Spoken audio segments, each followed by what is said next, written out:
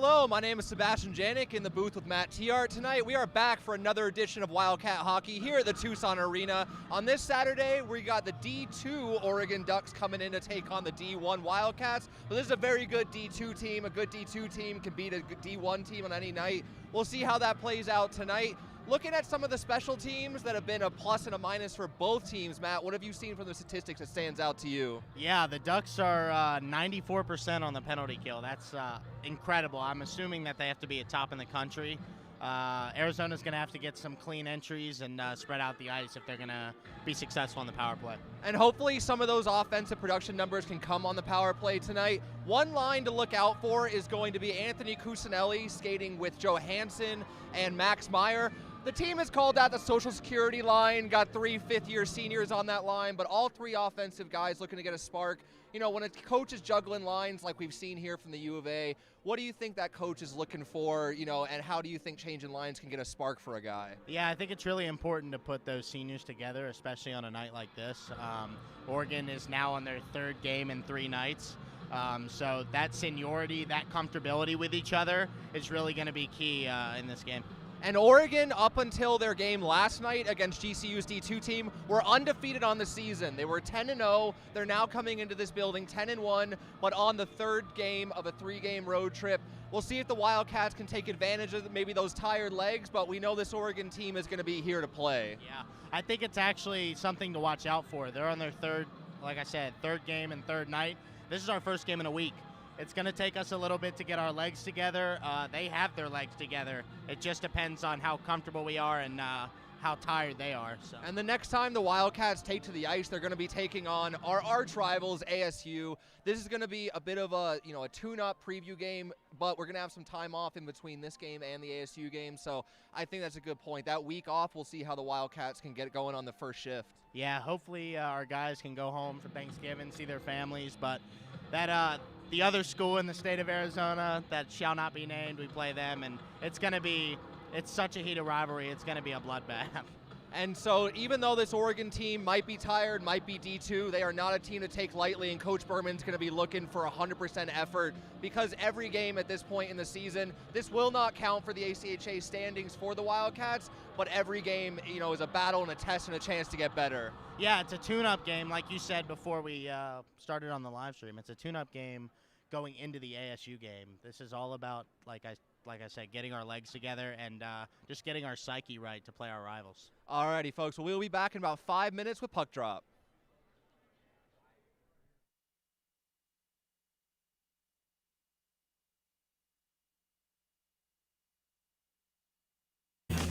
Your Arizona Wildcats are on the air. Joining us from the Timothy Gasson broadcast booth, here is your Wildcat media team. I'm here with Coach Berman. Pre-game, we're here to talk about the upcoming game against Oregon. Currently on a 6-game win streak. What are you looking to continue against Oregon? I think the biggest change we've had in the 6 games is we still haven't quite gotten to the level we want offensively to click, so we put a lot of attention into the defensive side of the puck. And in that 6-game stretch, we've kept every opposing team to 2 goals or less, and 4 games in a row for the first time all season, we've kept teams to 25 shots or less. So I think we're learning how to give ourselves a chance to win, and that's been the biggest step we've taken lately. And then let's switch gears a little bit and talk about special teams. How important do you think special teams is going to be in this game? It's always important. You know, it's a game goal of ours to win the special teams battle. Our power play has been so-so. It's starting to have good signs as far as good puck movement and stuff, but we'd like to continue making better decisions and attacking the net more, just a little more simplicity, just getting the puck more to the net. And then the PK, it's slowly getting there, but not, you know, probably the biggest struggle we've had in probably the last 5-6 years. Part of that's just a lot of new guys, but I think we're starting to understand the rotations now and understand where our sticks need to be. It's just now more about stop thinking and start doing here at a more instinct level. And then Detroit beat Montreal in overtime. Can you tell?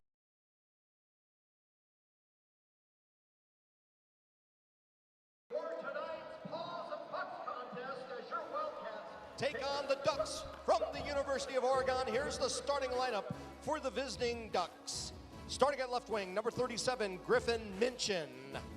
At right wing, number 18, Connor Rundell. At the center position for the Ducks, number 7, Liam Baird. At left defense, number 23, Austin Pultz. At right defense, number 24, Nick Slayton. And in the nets tonight for the visiting Ducks, number 35, Rod Peterson. The head coach of the Oregon Ducks is Christian Vivian.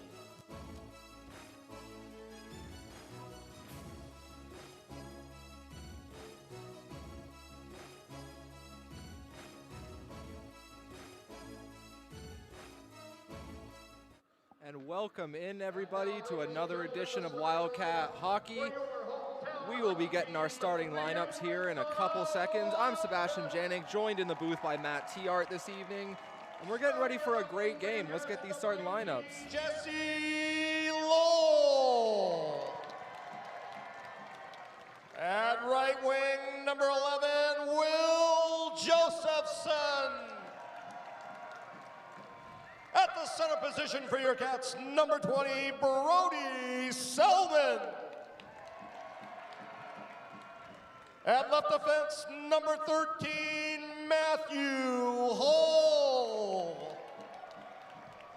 At right defense, number 9, Cameron Timor.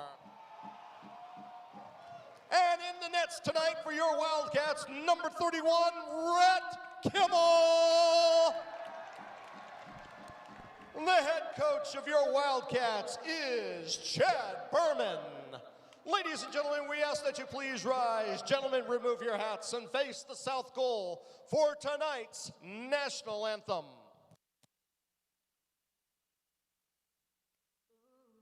Say, can you see by the dawn's early light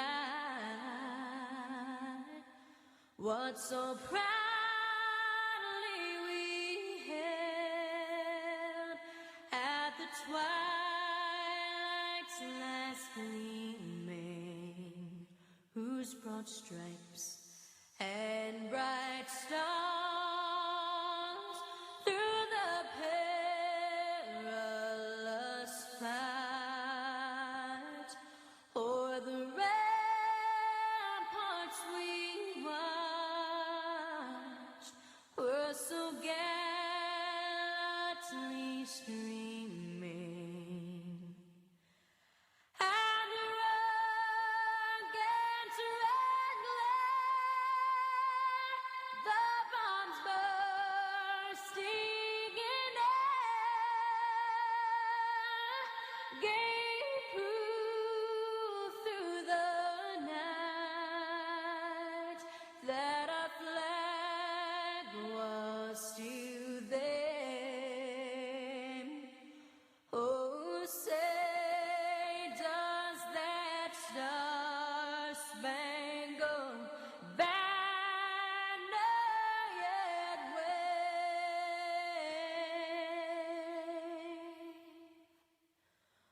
o'er the land of the free and the home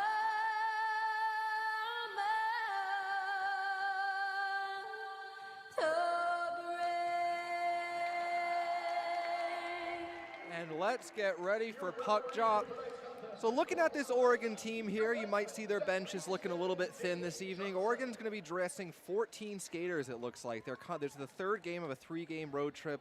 Those can always take a toll, Matt. You got to be thinking, some guys might be a bit banged up, but kudos to them for coming out, definitely, we'll see what their response is like in this first period. 14 skaters, 3 long days. Should be an interesting test for the Wildcats. Yeah, rule number 1 of 14 skaters, short shifts. Especially third game in the same amount of nights, they're going to have 30, 40-second shifts all game. Otherwise, guys are going to get tired, like you said. They're going to get bumps and bruises and have even less skaters. Yeah, this is going to be an exercise in, bench discipline, an exercise in coaching. We'll see how Oregon decides to roll their lines.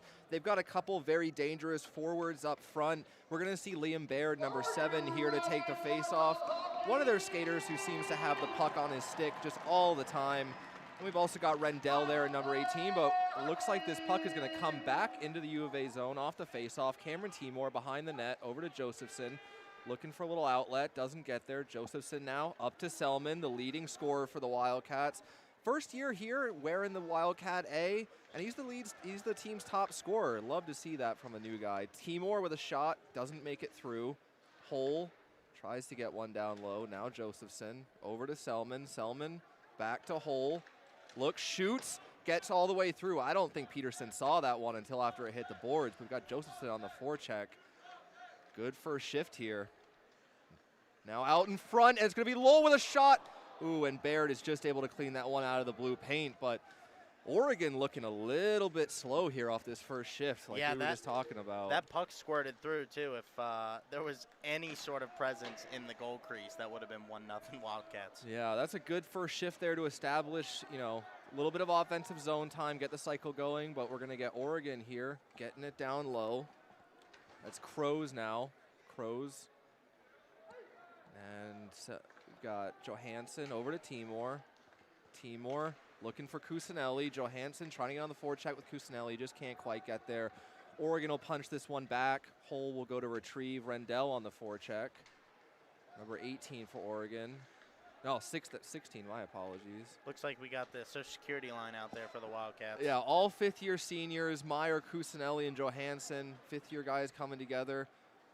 A little bit of good little physical play there by Johansson on Crows. That's going to be a key part of the Wildcats' road to success today, is being physical, because as we mentioned before, the Oregon bench is light, right?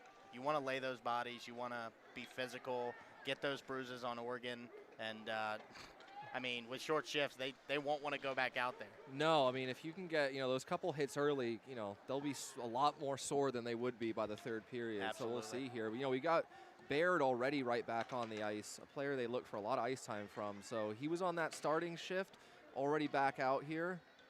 Baird looking for an outlet up the near boards, doesn't get there. Oregon, though, with the puck. Wildcats trying to get in. Dump back into the Oregon zone. Orfanos will get in on the forecheck. Can't get there first. Lusby now, who's drawn back into the lineup. Orfanos with some good pressure to strip the puck. Tries to get out in front, but no one home except a Ducks player. And they're going to look to skate this one out. You can already see the fatigue in Oregon being their third game in as many nights. Yeah, Root's in there but this one, that's the type of dangerous opportunities, though, you don't want to give up. Yeah. Minchin's just kind of hanging out there in the slot. That puck comes out to him. He gets a good chance, just not able to get in there. Now Minchin, he's going to be offsides, though. Yeah, that was a little bit of a sloppy line change for the Wildcats there. Yeah. And like you said, dangerous forecheck. You don't that opportunity. Yeah, you don't want to be giving up chances that you don't have to. We've got, out here to take the face-off. Fortney, the top goal scorer, a little point scorer for the Oregon Ducks. Yeah. He's been clicking at 16 points over 9 games so far in the latest stats we got, so well over a point-a-game player. But now we'll see Marshall gets it over to Marquis. Marquis dumps into the far boards, goes in on his own forecheck, but can't quite get there, beaten off by an Oregon player. Minchin did not know that one was coming to him, not able to get it. Now it's back at the point, but this will squirt out.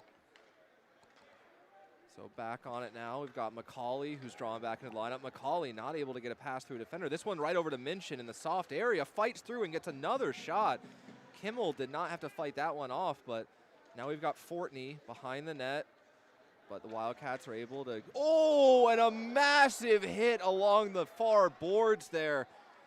Wow, what a hit on Dawson Marshall, but we all know how much Dawson Marshall likes to play a physical game. He's going to take a number. I think Crows might, and Crows is going to pay for that one right away. But Oregon with it now.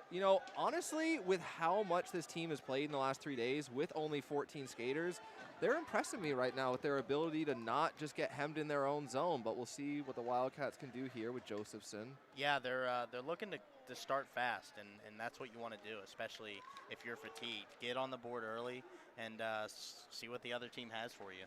Yeah, and I think, the U of A definitely they want to see a dominant performance here tonight. Ideally, you look at this Oregon team, you respect what they've done, you respect their compete level, but this is a team that you really need to beat before ASU. You've got to be thinking the Wildcats, this is a must-win game mentally you know, that preparation for those critical Cactus Cup games coming up, you want to get a little bit of confidence here, build on your system, and feel like, you know, you've got things in the right place to take on ASU coming up. Yeah, and the thing is, this is a D2 team. It's not going to count for the ACHA standings. So it's just, like we said before in the pregame, it's a warm-up game. It's a tune-up game for ASU, but we still got to come out and play as if this game matters. Yeah, this is every game is a must. Right here, though, a good chance from the slot, and that one rings off the post after taking a deflection. That was going to be Jesse Lowell getting a good shot there. For any of our viewers wondering, where is Tom Callahan? Unfortunately, he was not able to be here this weekend. Tom is a little bit in flux. He's got a job position possibly in Vegas. He comes and helps out when he can, but unfortunately, well, maybe not unfortunately for the viewers. We're trying to do our best up here, but like we've said every game, it's hard to fill the shoes of a guy like Tom, but we'll do our best here. But yeah, I mean, best off to Tom. Like Sebastian said, he comes and helps when he can, but he's a highly sought-after person in the NHL world. Yeah, he's a skilled prospect in the broadcasting world. But we got Matthew Hull here now on the right point, gets it down in front, and a nice little tip there by Josephson. Doesn't get it through. Timor though, shot. Good traffic in front. Timor just can't get that one on net. Now Selman back to Timor. Timor had that game-winning goal in the last homestand. Looking like a power play right now. Yeah, they're passing it around with no problem. But a good job there by Oregon to lay the body down. Fight along the boards here. Josephson in against Fortney. Puck comes out to Lowell. Lowell with a, tries to pick the far side post. Almost gets it. And we'll see here with the Wild. So Josephson now on the near boards. He's going to take a big hit from Poltz. And Oregon not shy about playing the physical game early. They might be, you know, physically a little bit beat up on the bench and with 3 games in 3 days, but they're not giving anything up. Minchin with a nice little outlet there to Rendell. But the Ducks will dump this back in. And you got to think that they're still going to try to play their game as best as they can, even with the bumps and bruises coming into this game. About here, we've got the Social Security line, and Kusanagi with a good shot, and Meyer just can't get there. But Wildcats trying to work it back in front. Shively tried to get another chance, just doesn't get there. Yeah, Shively should have just taken a shot right there. It looked like he was looking for another pass, but unfortunately, they just weren't able to. He wasn't able to corral that one, not able to get it down. But a great chance there by Kusanelli. That was right into the chest of Pedersen. Pedersen? We'll go with Peterson. That one came out to Max Meyer, but good defensive play by Oregon to fight Meyer off and make sure he doesn't get a chance on that. So we'll get a drop here in the Oregon zone. Baird against Johansson. Baird, not the biggest guy in stature, but he's been a big part of this Oregon team so far. Watching their games, puck's on his stick a lot. He's an impact player. It's going to go down for another icing here as Fisher chases that one down. Oregon cannot afford icing.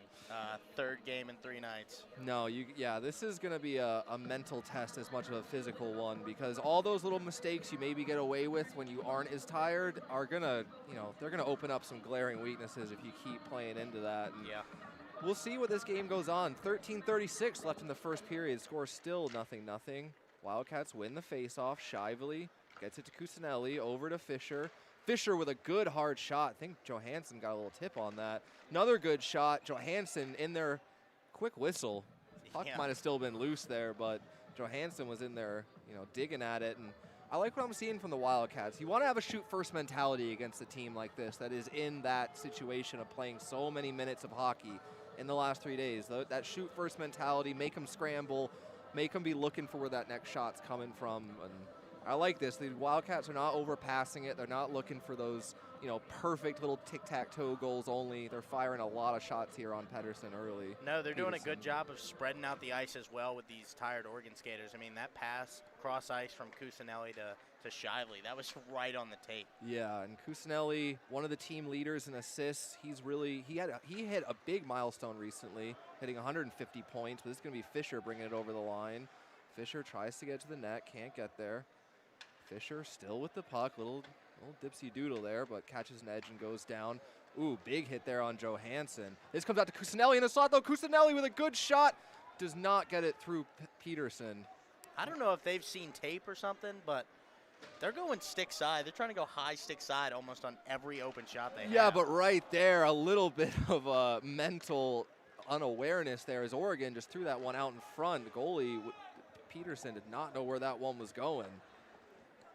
So a little bit of fire drill hockey there, but Oregon with their physical play has not let up. Orfanos now for the Wildcats, can't get it through the center of the ice.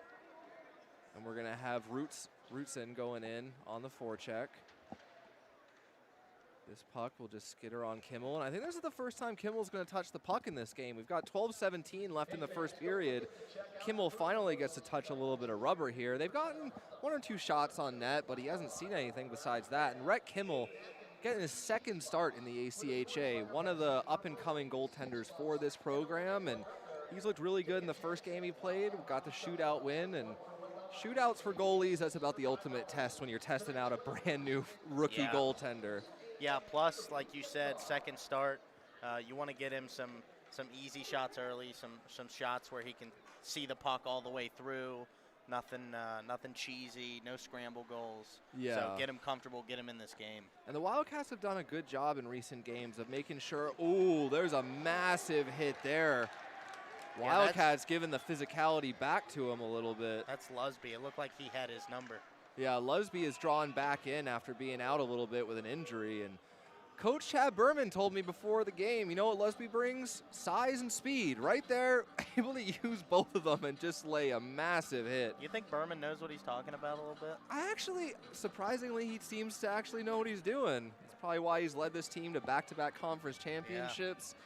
Multiple Cactus Cups, really turned this program a lot around since he came in 2014. Yeah, and Tanner said something cool at practice this week. He says Coach Berman has the same win percentage as Lute Olson. Lute Olson. Yeah. Another Hall of Fame Arizona coach. Yeah, I got a feeling that Chad Berman's going to go down in the history of this program as someone pretty important, especially when you look at the winning percentages when he first came into this team. Look at about 24% a season, but he has worked very hard, we'll say that much. You know, this whole program, this whole team has been committed to, you know, getting back to the glory days that, you know, used to sell out this building in Tucson. And, you know, we got a good crowd here tonight.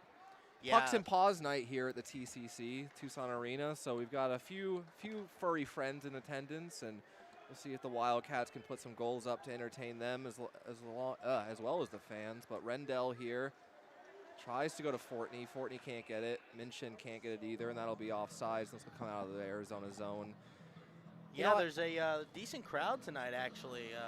Looking pretty good down low, behind the benches, behind the penalty boxes. But I'll tell you what, when I moved here, my brother has one game circled on the calendar every year, and that's ASU UA hockey. When those games come to town, it's about the most explosive thing happening in Tucson that night. Sure. If you've never experienced an ASU U of A game here at the Tucson Arena, can't recommend it enough. You get 3,800 screaming fans in here with the most intense rivalry in a lot of sports in general. Yeah. You know, ASU versus U of A.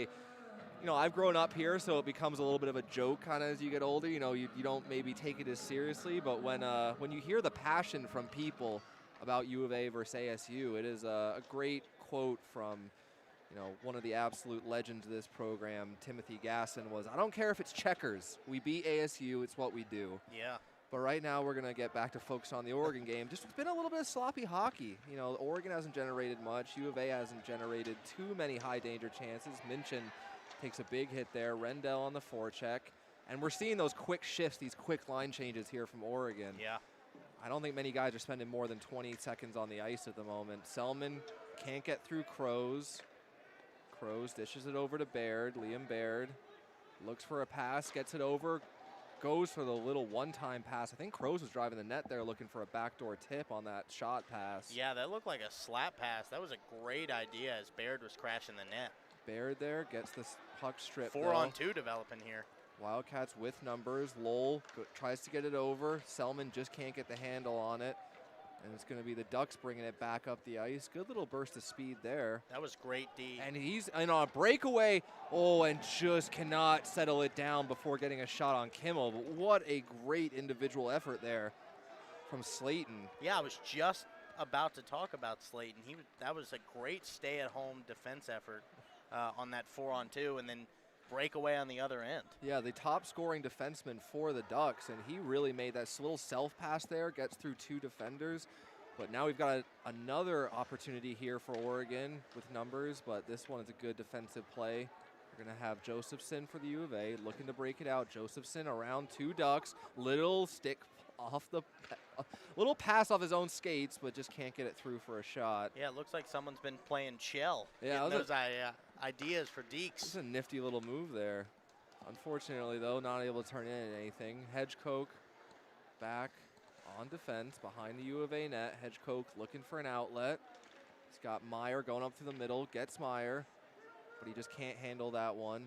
Oregon got a couple sticks in there, and Oregon's done a good job disrupting some of these passes, not letting the U of A skate easily over the blue line. Now Meyer trying to get it in the corner, can't get there. Tries to get one back to the point for McCauley, just goes through him, so we'll have McCauley going back. Charnholm, number 27 for Oregon, will shadow him. Charnholm out there with Baird and Minchin. Now Meyer for the U of A. Tries to get it up, makes the pass in. U of A, backhand, forehand.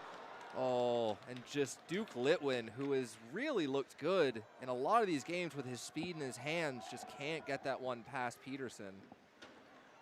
Now Kim will throw this one out. He's a skater that when we try to interview people at practice, he loves to be in front of the camera. He lost a bet to Coach the other night. Had to wear Coach's Detroit jersey. Yeah, he got to be Brendan Shanahan for a day, which he was not too happy about. But he still got full faith that Montreal's going to win the Cup. Unwavering support from Duke Litwin. Yeah. So, you know, those Quebecois, they're loyal down to the blood, and he certainly is. But the U of A here with 7:44 left in the first period. I don't think Coach Berman's going to be too happy so far, but we've got Timor with some good speed. Drops it to Marquis. Marquis, and a great glove save there, trying to pick the far side. Yeah, Peterson flashing that glove, going left to right, bringing the glove back, looking like a all-star catcher. Yeah, that was a great little, it was a good move there by Marquis to get a shot off, but you really want to see, if the U of A can shoot for some rebounds, get some, pucks dropping down in the blue paint, hammer something home. You want to get out of this first period with a lead if you think, But this is probably, maybe the best period of hockey Oregon's going to play, because just with, how tired they are. But we'll see here. Shively looks to get it back, and this is going to go to the leading scorer, Fortney. Fortney trying to get up the boards, just doesn't have the speed. And I think that's one way. Oh, but Fortney's going to try to get this one back. Good support there from the Ducks. Shot it on Kimmel. Puck out in front. Still loose, but Fisher now able to backhand it off the boards. Kicks back into the zone. And we'll have Marquis dump this one in. Marshall get in on the forecheck. Try to put some pressure. Tries to throw a hit. Almost throws his own head into the boards, but luckily Marshall's all right after that one. Yeah, I think Marshall's got a little chip on his shoulder from getting hit earlier. Yeah, taking that big hit from Crows, but Marshall popped right back up. He can take it as good as he can give it, but a great steal here from Jesse Lowell. Jesse Lowell tries to feed a little pass to Selman. I don't think Selman was expecting it. Selman there tries to get another puck back. Selman just battling away on the far boards, not letting Oregon get out, putting on pressure, and Oregon will finally get this one out to neutral ice. Selman there with just the one-man show. Yeah, his forecheck was incredible on that shift. And he's just a guy that never quits on a puck. You talk to anybody who watched tape on him before he came to the U of A, he just doesn't quit. And this is a good job there by Crows with a lot of speed. He's a big guy. From up here in the booth, number 55 is a big, this one's gonna come right back to him. Tries to take the big slapper. Kind of pops up, back out in front. Crows is almost there. This one will come back to the point now. Shot just wide on the right side of Kimmel. And this one will come back out to Pultz. Pultz in the Oregon zone. And Crows has probably been the most dangerous looking player we've seen so far for Oregon. I would say Crows or Slayton, and Slayton, like you mentioned, being their leading defenseman in scoring. Yeah, they've got some good depth on this team. They're not a one-line team, but the U of A isn't either. The U of A has a lot of good depth, and want to see if they can put up a goal here with 5:20 left in the first period. Oregon now with the puck, tries to backhand it up the boards.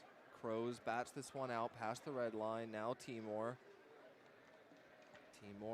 Lots of room over the blue line. Timor down the right wing boards. Stops up. Good little move there. Feeds it out in front for Cusinelli. just wasn't able to get it on net. Now we've got Orfanos in, looking for a shot, gets it, doesn't get in on Peterson. Now Hole, another shot blocked there. I think Baird got that one. Hole, good, keeping at the line. Hole looking for a lane. Down low to Cusinelli. Cusinelli tries to take the quick shot, can't beat Peterson short side. Yeah, that was a sharp angle shot, but Arizona doing a great job. Tired skaters for Oregon. Yeah, there was a little room there for Cusinelli, and he tried to take that sliver, but great offensive zone time here for the U of A. This is what you want to see. Minchin now trying to defend on Johansson. Johansson gets it back to Orfanos. Orfanos looks to go out in front, but can't get it there. Now Baird trying to get it for Oregon, can't control it. And that was a huge clear for Oregon because, as we mentioned, one of the keys for Oregon, short shifts. Yeah, Duke Litwin there with a good burst of speed, just can't drag that back to the forehand. Shot, tip by Litwin. Litwin's all over that tonight. Another shot there, doesn't make it through. Comes out to the slot, and another block there from an Oregon player. This one's Litwin behind the net. Oregon will look to break this out. Can't get it. Comes right back to Marquis with a huge slapper. Headhunter over the net. Yeah, that was a knuckle putt going for the top left corner of the net. And there's going to be another icing, and Minchin just, swatted that one back into the U of A zone, tried to get over the boards, but you got to think the ref's going to say, hey, bud, you were out on that shift, you're out on that icing, get back out there. But Minchin straddling the boards, taking his time. So Fortney, Charnholm, and Minchin, the forwards right now out on the ice for Oregon. Three of their top guys, but Minchin's looking a little tired right now, those legs. He's taken the long way to the face-off dot. Yeah, and as we mentioned, Oregon light bench. I mean, they got to have short shifts. These guys have been on the ice for maybe 2 minutes. Yeah, so 3:28 left in the first, still scoreless. U of A with some good chances, but haven't been able to beat Peterson, the Oregon goalie, quite yet. Oregon now, they're going to look to get it out and get a line change. Are they going to get it, though? So they're going to get Charnholm off at least. And there goes Minchin. He'll get off. Wildcats now trying to get it over the red line. Ooh, big hit there on Fisher. Crows again with another big hit. He's all over the ice tonight. He's trying to be the one-man show right now. Marshall now trying to get it out to neutral ice. Josephson pins his man. Now back Oregon looking for something, can't quite find it. Back into the U of A zone. Shively back there with his goalie. Rendell in on the forecheck for Oregon. Now Selman. Ooh, couple nice moves there. Selman with a good burst of speed down the wing. Selman trying to cut back to the middle. Can't get through a couple Ducks defenders, but the Ducks can't get to it either. Now Will Josephson knocks it in deep. And wow, Brody Selman with getting through about 5 Ducks there to get try to cut back to the middle, but he's trying to pull a Connor McDavid, go through 5 people at one time. Yeah, unfortunately, I don't think he has that that switch like McDavid does, where he just decides to do stuff. But Brody will give it his all to try. Yeah, I mean he's leading the team in points. Yep. Interestingly here, no penalties this period. You were thinking with the Wildcats' fresh legs, maybe they could have drawn something, but it's been a good disciplined game from Oregon. Now U of A. McCauley tries to take the slapper, doesn't get good wood on it. Oregon, little dump out to center. I think this is about the best Oregon can hope for right now are these dumps out to center, but they get a chance out of it. Kimmel's got to fight that one off on the blocker side. I'll be interested to see. Coach Berman is the type of coach to reward players even throughout the game. We got a penalty here. Yeah, speaking of that discipline, Oregon's going to be going to the box here, and their penalty kill, though, like we talked about in the pregame, clicking at 94% so far in ACHA division games. And the Wildcats' penalty kill has been pretty good, mid-20s, not at their full potential yet, but they're still working towards it. And we'll see here. So we're going to have Lowell in to take the face-off. Hole back on the point with Cusinelli. Timor down on the right wing boards. So Timor with it. Back to Hole. Hole look for Cusinelli. Hole takes the shot. Big wind up, and Peterson sees that one and gloves it down. Yeah, and as I was saying before the penalty, Berman's the type of guy to reward players, for their effort, even throughout the game. So I'll be interested to see who gets more playing time, who gets more ice time in the second and third period. Yeah, there are a couple guys drawn into the lineup tonight, including Macaulay and Sofrano, guys who Coach Berman said have earned their chance for more responsibility and more minutes. Timor here down the right wing boards. That was a tripping penalty here. 1 minute left in the first period, still scoreless. Cusinelli goes down. Tripping on Slayton, who's one of their top defensemen. Yeah, you got to think he's critical on their penalty kill. Timor tries to flutter one in there. Goes high. Lowell now in the corner. And Rendell pick it up for Oregon. Rendell with Fortney, two dangerous players. Rendell, that one gets over to Fortney. Timor cuts his man off. Now Timor. And now we're going to have a little bit of time and space for Lowell coming down the right wing. Cuts to the center. Looks for, and Johansson just not able to settle it down quick enough. Would have had Peterson, who was down and out, just can't go over the top of him. 25 seconds left. Yeah, beat Peterson on the move. Puck was too close to the goal line, sharp angle, and hits the left post. But that was a good, if you don't score on the power play, you at least want to generate something. And the Wildcats have definitely generated some dangerous chances so far. Johansson unable, but Selman with a big burst of speed. It's possible 2-on-1. Can't get out in front. Selman still with the puck. 4 seconds left. Back. They're trying to get a shot. Oh! And we will see if that one went in right at the horn. Yeah, that was a redirection through the 5-hole. Unbelievable eyesight, unbelievable hand-eye coordination. They're calling it a goal here in the Tucson Arena. We're going to have to look at it. Yeah, we're going to have to see. This one was real close. The last time I looked at the clock, there's about 0.6 seconds left before Shively took that shot and Johansson got the redirection. We're looking at the replay here right now to try to figure out if this one got, that's about it. That is unbelievably close. I don't know if they have replay here in the ACHA. I do believe the Tucson Arena should have replay with the clock to try to figure this out. It's hard to say right now whether the Wildcats are taking the lead into the second period or not. That was about as close as it could possibly get. I mean, we're going to have to go frame by frame and see what the refs are going to call here. Yeah, and, for Oregon, what a gut punch to play a quite solid 20 minutes, not give up too many dangerous chances, and with literally less than a second left, they give up a goal there. But great hands, great eyes by Shively on the point to get that shot through, and Johansson with a great redirect. We'll see if it stands, though. We're not sure how long it's going to take to get the call. We might not get it until the second period. But I'm Sebastian Janik here with Matt Tiart, and we're going to wait for just a couple minutes to see here if we're going to get a call before everyone gets off the ice.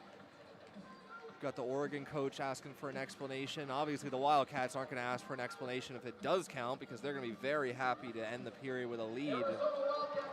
So it looks like Duke Litwin!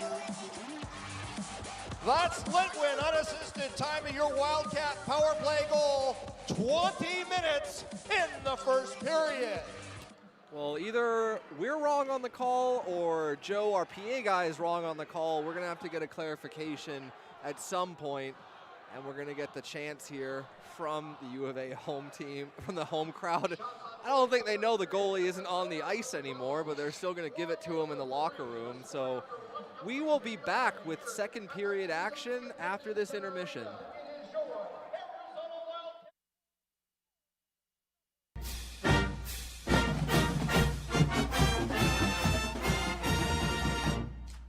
I'm here with Brandon Duke Litwin. Do you want to tell us a little bit about the Detroit and Montreal thing? Yeah, so Coach the Red Wings fan. I'm a Habs fan.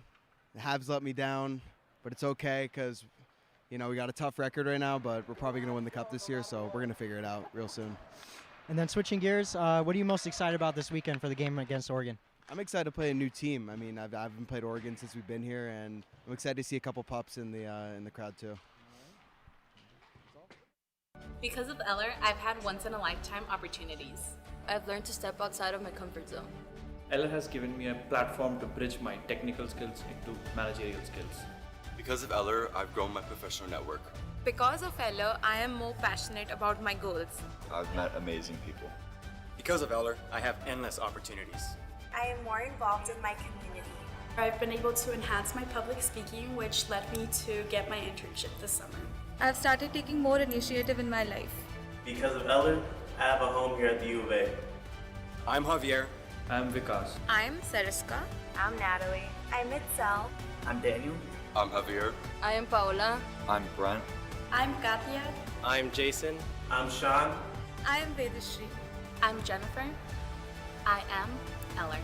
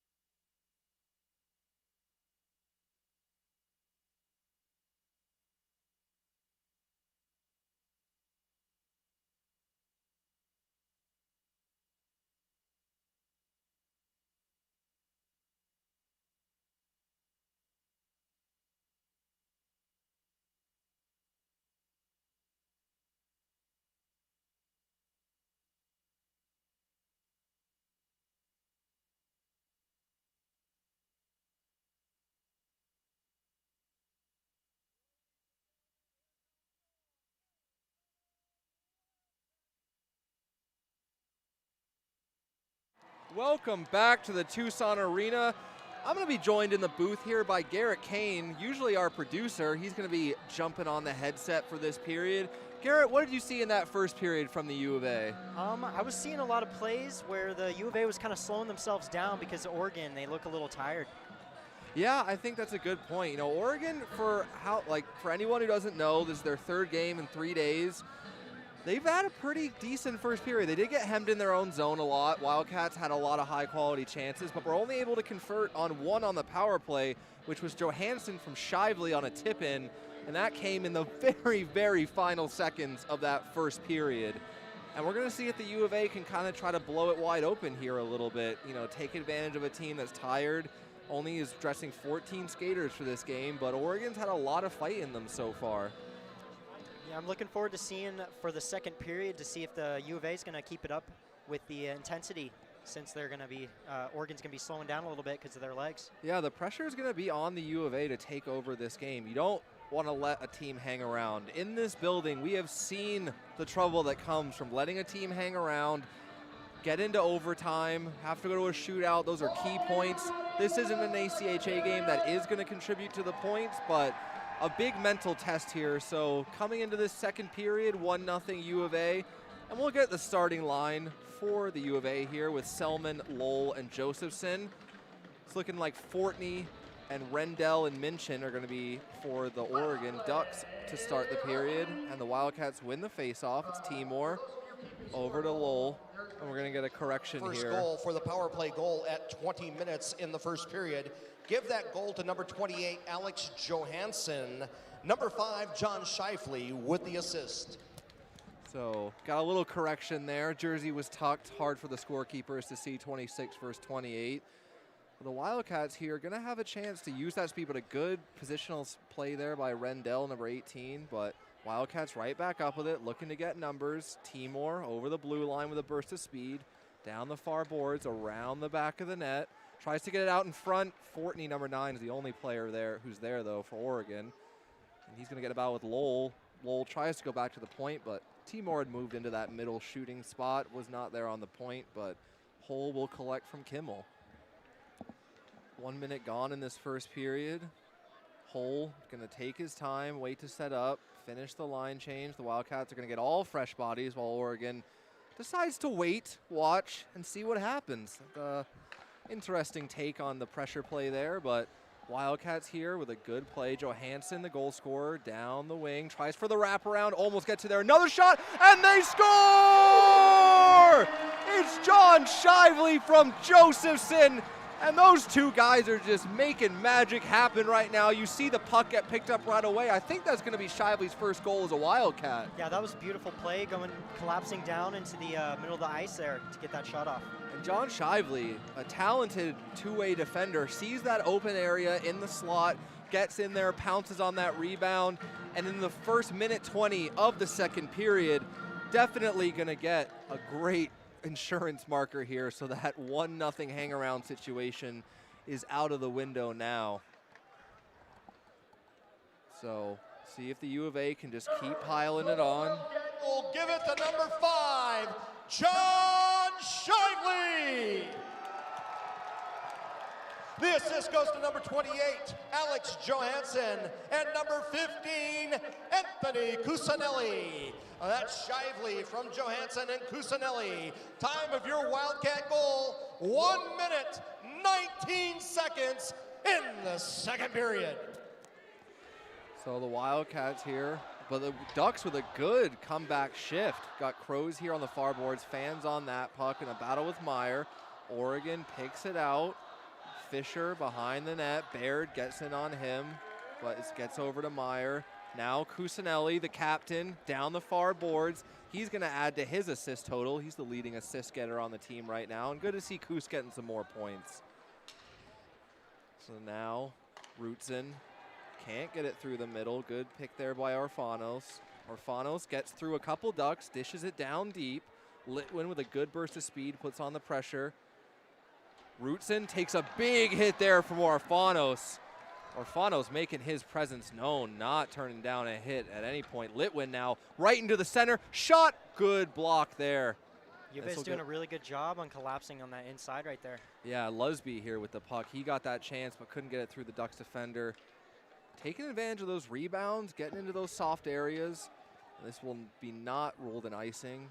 Got deflected, so come back into the U of A zone where they One thing I'm seeing for U of A is they're going through the neutral zone really fast with some speed, and then it looks like Oregon's getting clogged up in the inside for the neutral zone.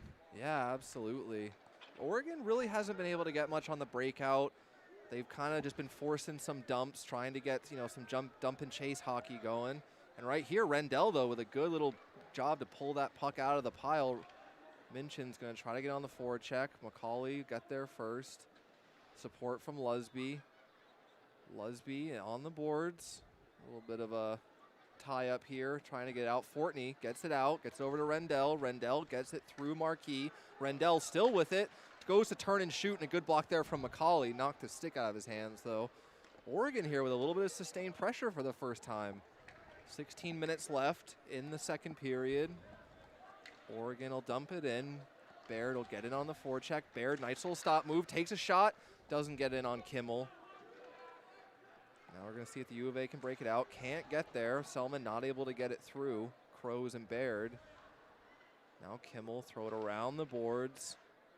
Lusby on a long shift here. Shot goes wide on Kimmel. Another shot from Crows, doesn't get that. Now it's going to be Selman with a big burst of speed. Selman joined by Lusby. Selman trying to go around his defender. Selman tries to go around the back of the net, keeps the puck, gets out to Lusby. Baird with a good back check, though, doesn't Selman allow. does a great job at finding space and time inside the offensive zone, setting up all the players to get back down into the zone, so you'll have all the 5 players down on the ice on the offensive zone. And there's a reason. Oh, and there's a reason he's the top scorer on this team. Part skill, but definitely part work ethic for Selman. Now, Oregon behind their own net. Lowell comes in and plants his man. Rootson tries to get it on Selman. Try to go out in front to Josephson. It's going to come back to Hull. Hull fakes the shot. Wrist shot. Ooh, I think that one just went wide. Now Timor hounded by Rootson. Rootson all over him, but it stays in the zone. Lowell goes across to Selman. Timor can't handle that puck just in his skates, but gets it down low. Josephson tries to go out in front. Selman. And Selman, Lowell, and Josephson trying to get that puck out in front in the blue paint. Get a little bit of a greasy goal there, but 14:36 left in the second period. The score is 2-0. You're at University of Arizona Wildcats with goals coming from Shively and Johansson, and assists coming from Shively and Johansson. Good night for those guys so far. Cusinelli also getting an assist on the second goal. And we'll see Johansson out here again to take this face-off with Cusinelli and Max Meyer. All fifth-year seniors. And another shot there from Hull. Right out in front. Cusinelli tries to get a backhand on it, just can't get there. Meyer fights to get a puck. Tries to get another one through. Oregon scrambling here. Cusinelli jumps up and grabs it after a huge hit from Johansson. This line making their presence known. A little bit of a rough ride here. Yeah, this line's really putting a body on the Oregon team. Yeah, Johansson's been buzzing tonight. Now Hull over to Timor. Tries to go down to Cusinelli. A little bit of a fast pass there. Can't get a handle of it. And this one will go down the ice. Oregon's going to go for a line change here. A couple guys are. U of A just having a little bit of an exhibition match right now. Timor is going to bring it in deep. Over to Cusinelli. Cusinelli tries to go to the middle. Can't get there. Crows for Oregon. Cuts it off. Tries to skate it out, but doesn't have the legs. You can see they're burnt out. Yeah, just unable. He's in full stride there, and he's a good player for this team and just unable to get the speed.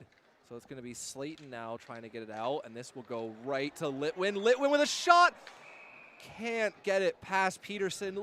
Duke Litwin has just been so snake-bit in recent games. He's had some great chances that he generates all on his own, but he's just unable to get past any of these goalies who have come into this building. That was a sneaky play right there with that steal from the middle. And that was a great wrist shot, too. Had a lot on there. Litwin will get back in the face-off zone with Lusby. Trying to get in there. Can't get it. Now Oregon. Fisher will cut this one off on the point. Try to go to the front. Fortney gets there first. Now Fortney for Oregon. Tries to dump it back. Only a U of A player is there. And Duke Litwin almost again creates a steal and a chance all on his own. Good pressure there from Duke Litwin. And Oregon's trying to generate something. Now 55 Crows shoots it right into Shively. But this one will come out. Fortney over to Pultz. Pultz over to Fortney. Fortney trying to get a shot through. Can't get it there. Looks like they're running the umbrella on a 5-on-5 play. That's very interesting. I've never seen that before. Yeah, they might be. Oh, Litwin here with a great burst of speed. Litwin trying to make it all happen himself. Active legs here for Litwin. And since he's a Montreal fan, he might kind of hate this, but he gives me some Marchand vibes. He's not the biggest guy, but he skates hard, creates little chances off of steals. Litwin just agree with you there. Litwin just not able to catch a break right now. Well, we're going to have Lusby here. Safrano in the slot looking for a little bit of open space to get a pass to him. Safrano's got a lot of room there in that soft area by the dots. But Oregon Crows will try to get this out. Can't get it there. McCauley off the post. And McCauley almost had himself one there. McCauley's getting a lot of shots on net, low. Like to see it. Yeah, you know, before the game, Coach Chad Berman talked about McCauley as a player he can trust defensively, but a guy that he wants to see more out of in terms of two-way game and transition, getting shots on. McCauley's stepping up to the challenge so far. And now we've got Dawson Marshall digging behind the net with Fortney. Marshall and Fortney, 9 and 10 going at it. This one will get it in on Peterson. So the Wildcats with 11:37 left in the second period have just been all over the Ducks, not giving them any room to breathe, generating a lot of offensive chances. And you got to wonder if this is going to continue as the minutes tick by. And it looks like the U of A has changed their playing style in the offensive zone. They're playing a little more offensive and with more pressure to make sure the Ducks don't get out of their zone. You know, now that they have gone up 2-0, maybe you can activate those defensemen a little bit more, maybe let them pinch a little bit more. You know, you don't want to get irresponsible with your assignments, but you can definitely push the pace a little bit when you've got that cushion. But it's going to be a 3-on-2 here up the ice. Rootson tries to go middle, no one home, and that'll go right back the other way, but this is going to go down for an icing, I believe. Oh, no, they actually decided no icing. Josephson got in there, might have had the speed to get it called off, but Oregon here will look to break it back out. Selman with pressure on his man. Gordon gets it stripped. Now it's Wildcats back the other way. Tries to go center, just unable to connect. Good defensive play there by Oregon. Now Timor.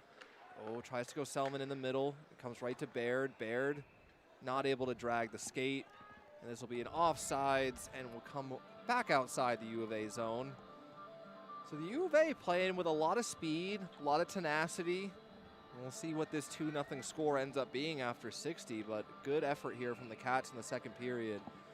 10:54 left in the second. Cusinelli will nudge this back to Timor. Hole over to Meyer.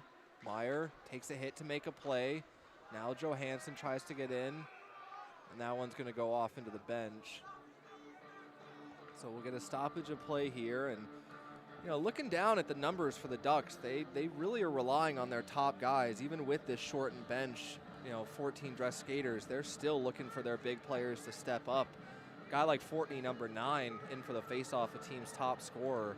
They're going to be looking for him to try to get something of a spark going, playing with Rendell and Minchin.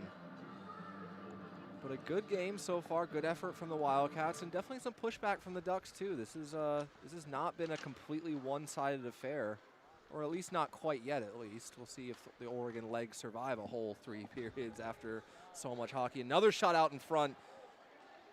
I like those behind the net plays there, trying to get the goalie looking, you know, all over the place, try to find the puck. Yeah, and that's also pressuring the Oregon back down into their own zone so they can't take away those point shots. Yeah, good observation there. And you know, the more you can make Oregon work in their own zone, the less they'll have in the tank for to get into the Wildcat zone. So Johansson now tries to get out in front, can't get it there. Timor, good job to, you know, read that play, get to that puck. Hole now down to Meyer. Meyer tries to go middle, can't get it there. Fortney tries to get it out. Timor's in the way. Meyer now. It's a long change here in the second period for Oregon. It's going to be a very long change. Trying to find the cross-seam pass there. Not able to connect. Litwin now. Shot. Good save by Peterson. Duke Litwin just buzzing right now. He can feel that he's about as close as he could get from getting a goal. So the Wildcats will regroup here. Hole over to Lusby. Lusby just nudges this in. I think it hit the linesman, though. Stopped at the blue line. Yeah, I'm interested to see Oregon's legs after this period because they have the long change. Since the second period, they switch sides. And we're pretty much controlling the offensive zone. Well, as someone like myself who, has only been a spectator of hockey, I've never played the game much. Garrett here played a lot of hockey in his day. Can you imagine playing 3 games in 3 days at this level? Not going this fast. I mean, I've done it before, but not at this level. Yeah. It definitely takes a toll on your body. Yeah, and Oregon's done a good job making sure they don't make it too easy, but just not able to generate any real dangerous chances here. To try to take advantage of a couple U of A mistakes, but they're not really forcing the U of A to make mistakes. They're more looking to capitalize on any they might make, so we'll see how that game plan works out for them. With a 2-0 lead, allowing the Wildcats to just get free line changes is a little bit interesting, but he can only do so much to flush that guy out. Lusby will go over his man there. Tried to throw a hit, maybe got the worst of it, but he's doing good. Now the puck tries to get up to Lusby, doesn't get there. Now Oregon trying to generate something. Rootson dumps it deep. Fortney now with it. Fortney double team, but gets it to Rootson. Fortney gets the puck poked off his stick. Pultz tries to dump it in deep. Now Rootson with a lot of room. Shot on Kimmel, shot by Fortney. Good effort here from the Ducks on this shift. We'll see what the Wildcats can do. Wildcats, little dump pass up to Marquis. Marquis down into the corner boards. 2 Ducks meet him there. Oregon's going to be able to get possession of this. Pultz now. Dumps it down off the boards. Comes out to the middle. Fortney will hammer this one in deep, and Kimmel will play this one. Kimmel rims it around to Marshall.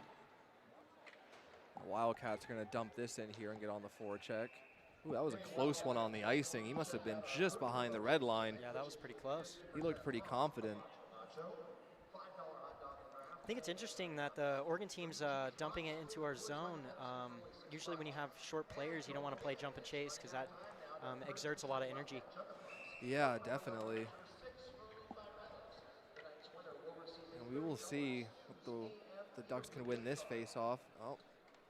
Ref didn't like what he saw on that one. They're going to drop the pucks again. Now, oh, doesn't like what he saw again. Looks like the linesman's going to come in here, have something to say. And we will do it again for a 3rd time. So Sofrano in for the U of A to take the face-off. Whenever we do get the drop and whenever we do get the face-off, Sofrano in against Baird. Sofrano wins that one. Rims it around. This one's going to go back down for another icing against the U of A. You do like what you've seen here from the Cats in the second period. 7:22 left in the second, up 2-0. But since they got that second goal, it seems like, they've maybe let off the gas a tiny bit. Couple icings now back to back. Yeah, it looks like they're matching the intensity of the Oregon team. Looks like they slowed down a little bit.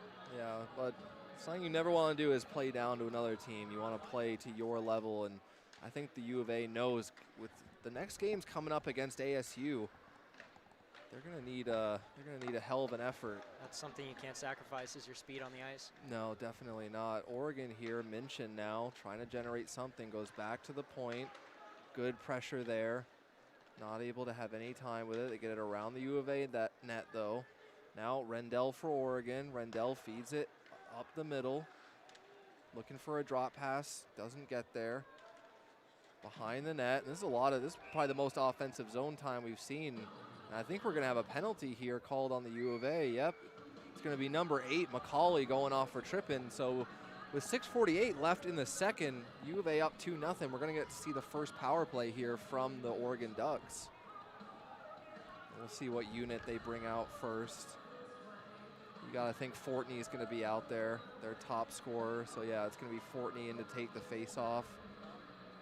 With Pultz, Rendell, Charnholm, a lot of their top guys are going to stack this power play unit and try to get something out of this.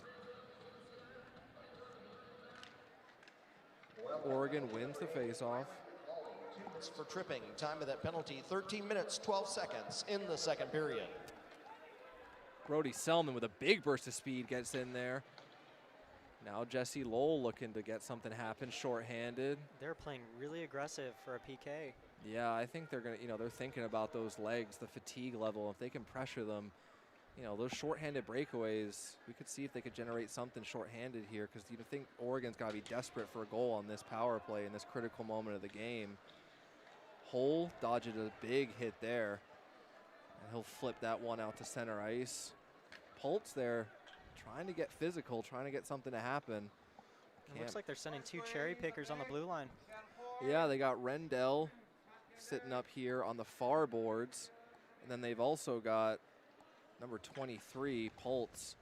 They've got, putting 2 guys up there, but this is what the Wildcats can do with Timor over the blue line. Timor shot saved by Peterson.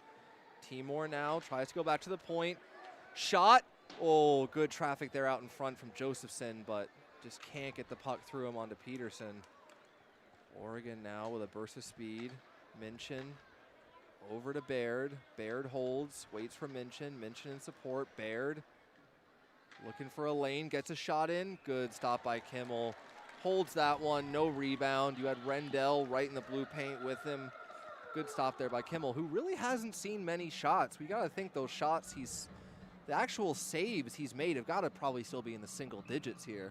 Yeah. And That was a beautiful play, setting that up on the top, waiting for all your other Oregon Ducks to come back down into the zone. Yeah, Minchin and Baird, good chemistry there with the cycle, making some things happen, but see if they can continue it on this shift. Minchin now tries to dump it in. Crows gets there first in a battle with Shively.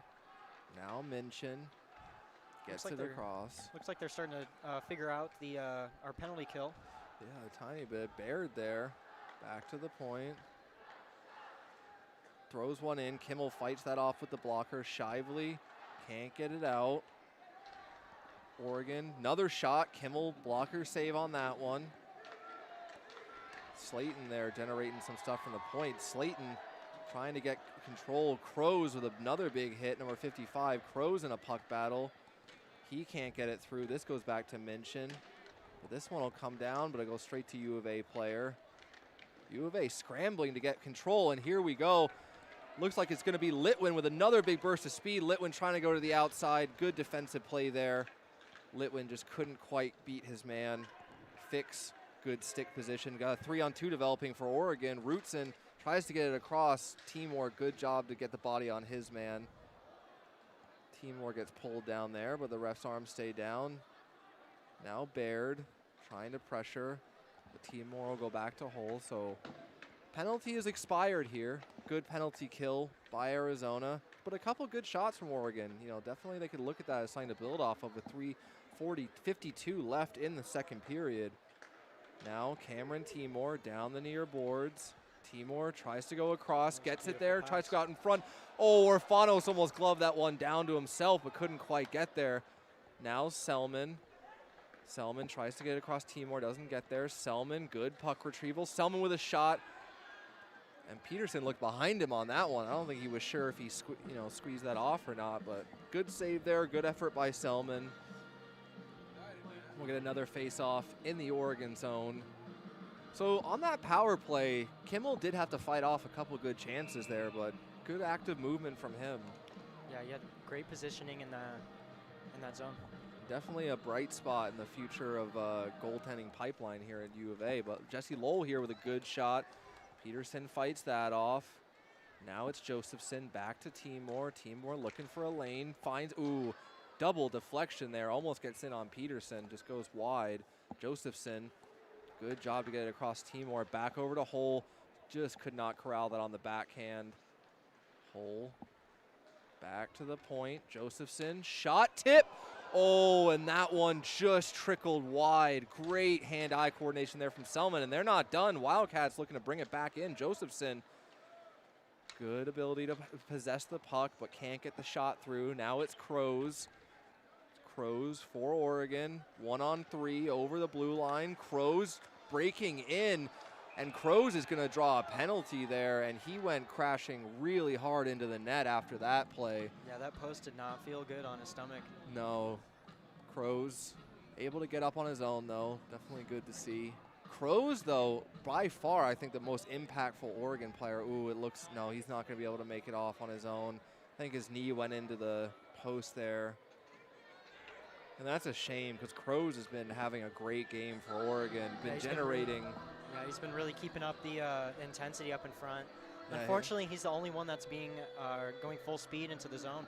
Yeah, and right there, you saw his speed, to the outside, is able to force, the U of A defender to take a penalty.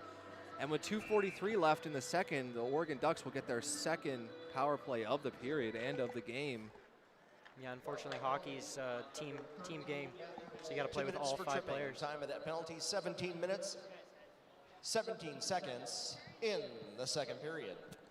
So Wildcats back to the penalty kill. Now, good dump out there. Hedgecock, good stay-at-home defenseman. Definitely a guy you can trust in your own end. That's why he's out here on the PK. But Fortney here for Oregon will try to wind it up. Fortney out to the middle. Rendell trying to get in there. Hedgecock gets him off the puck, but Fortney with a good burst of speed. Back to the point. Over to Charnholm. Charnholm tries to get it to Rendell. Ooh, Rendell had a lot of space in that slot. He was all on his own, but just could not hold the puck. Back to the point. Oregon looking to work these point shots from the point and from the sides. Good stop there by Kimmel. Jumps on his own rebound. Charnholm with a good amount of speed on that slap shot, though. Kimmel had to be sharp. 1:46 left in the second period. 1 minute and 3 seconds left on the power play for Oregon. Yeah, Kimmel's definitely really fast on his feet, getting from post to post. Yeah, he was confident there, standing up tall.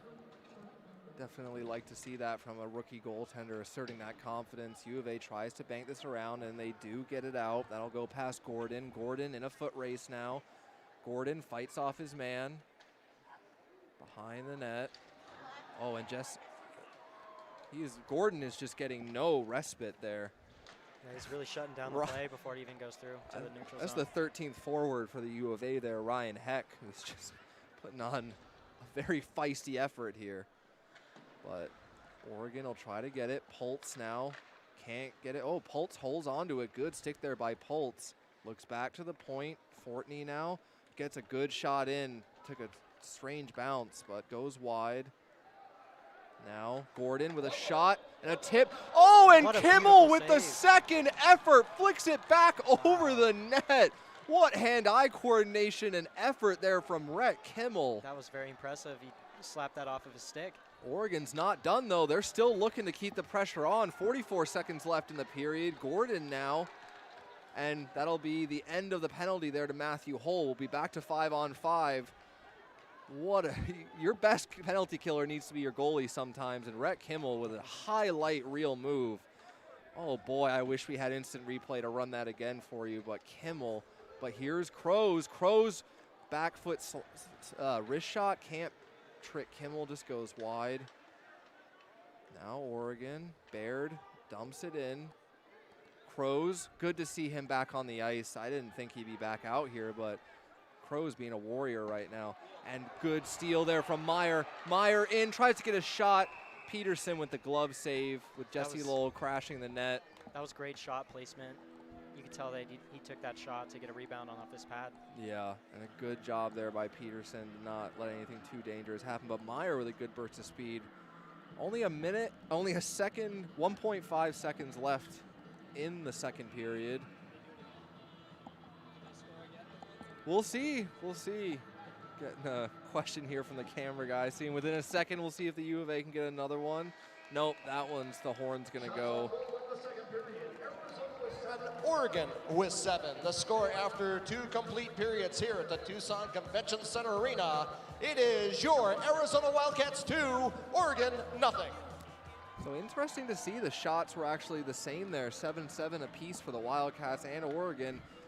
You know, they came out fast in the second period. The Wildcats did, scored an early goal in the first about minute and a half.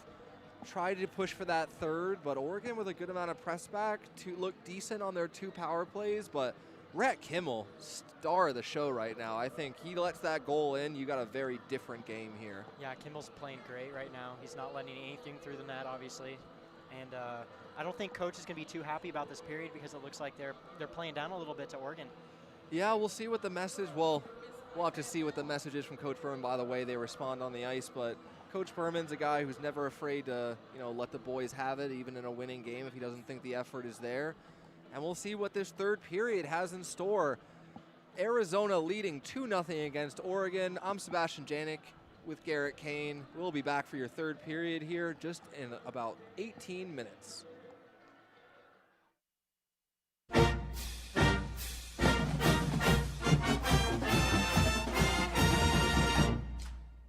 I'm Sebastian Janik here with Captain Anthony Cusinelli. You had a huge milestone in your career here at the U of A recently, hitting 150 points against Colorado on the road. What does that milestone mean for you and, your career so far playing here at the University of Arizona? Yeah, it's pretty cool, definitely. Makes me feel a bit older, realize I've been here for a while, but it's definitely cool, but more happy with how we're playing lately and have the 6-game winning streak now, so just trying to carry the momentum into this weekend. And, you're currently the team leader with assists. The goals haven't been there quite as much for you so far this season, but turned it around in Colorado, scored 2. What do you feel that you're doing maybe a little bit differently, or is it just a matter of getting back to the game that you've got? Yeah, I think you hit it on the head. I think it's taken a while to kind of get back in the swing of things, but it's coming slowly, and now we got about half of the year left, so I'm kind of trying to pick up at the right time now. And we've got Oregon coming in on Saturday, a team that you guys haven't played before. Any scouting on them that you've thought about, or just approaching a new team you've never seen on the ice before? Yeah, it'll be different. I'll play a conference team, but we know they're a pretty good D2 team, so we're not going to take them lightly, so it should be a good game. Awesome. Thanks, Goose. Because of Eller, I've had once-in-a-lifetime opportunities. I've learned to step outside of my comfort zone.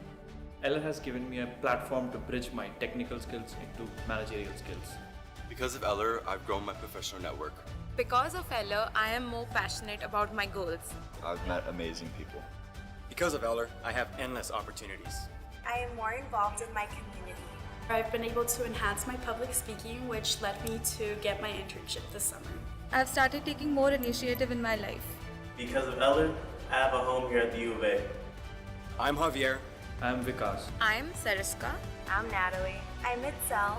I'm Daniel. I'm Javier. I am Paola. I'm Brent. I'm Katya. I'm Jason. I'm Sean. I am Vedashri. I'm Jennifer. I am Eller.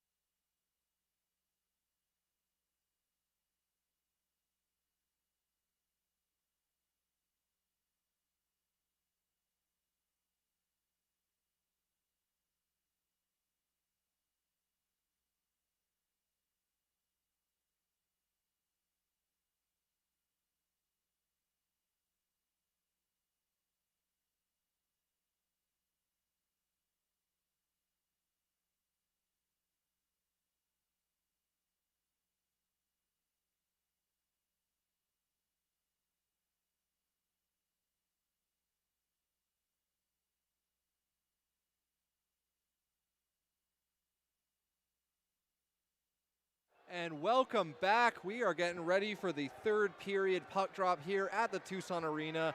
I'm Sebastian Janik, joined again by Matt Tiart up here in the commentary booth. What's up?